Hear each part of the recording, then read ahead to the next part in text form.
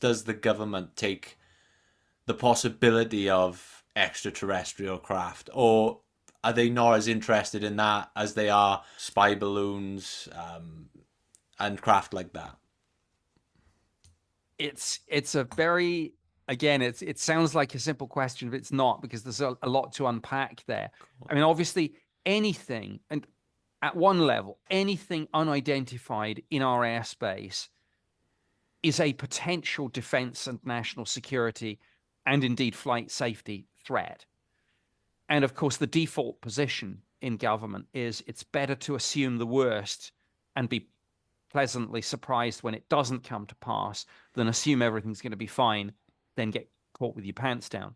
So the default position is it espionage related? Is it terrorism related? Is it the whole question of drones, of course, and sadly, I'm sure it's only a matter of time before we see a major terror attack involving an aircraft being brought down by a drone with a small explosive device on it, or not even that, just flying into an engine or whatever it is. So that's a big concern.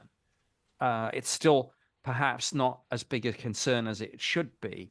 And if anyone's watching those videos out of Ukraine, they should be thinking, well, what's next with this? Where is this tech going to go next? And almost certainly the answer to that is terrorism.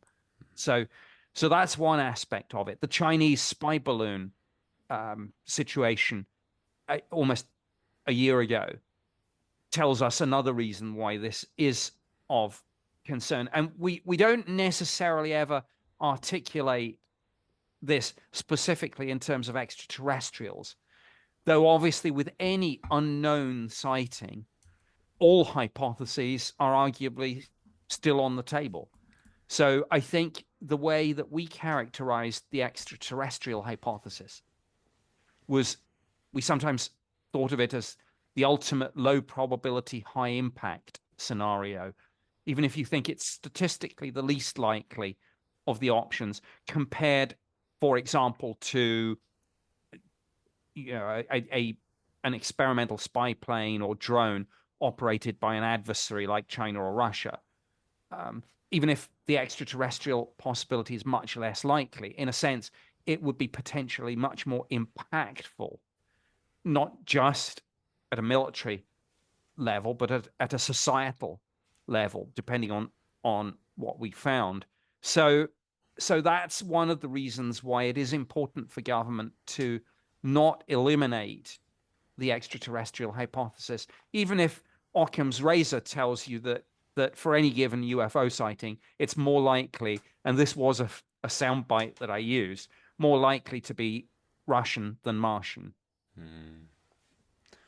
How public facing was this program that you had you were heading up then? If I were a member of the public at the time and I had a pretty compelling sighting of a UFO, maybe I took a video of it or took a picture that couldn't be explained easily, how accessible is this program for me to report an incident to, or are you only dealing with incidents from official sources, military, things of that nature?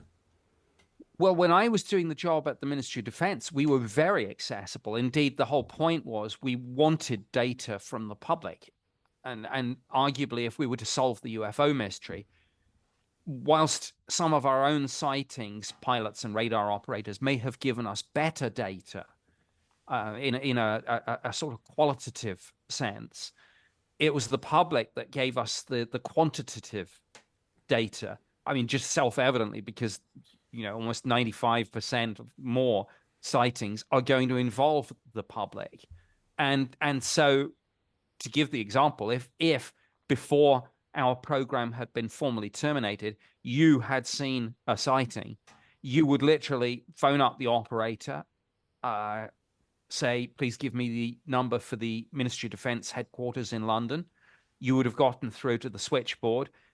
You would have been asked what the nature of your business was, and you would say, I'd like to report a UFO sighting. And someone would have said, certainly, sir, I'll just put you through. And the phone on my desk would have rung. And you would have been speaking to me, or if I wasn't at my desk, one of the admin staff, and you would relay your report, and then we would investigate it. So we were very public facing, and indeed, if you go to the National Archives, and I actually came back out of early retirement to help with this, declassified around about 60,000 pages of documents relating to all this, many of which I wrote, but and they're all there at the National Archives. So yeah, we did do some classified work, but most of what we did was unclassified, and most of what we did involved the public reporting their sightings and us investigating them.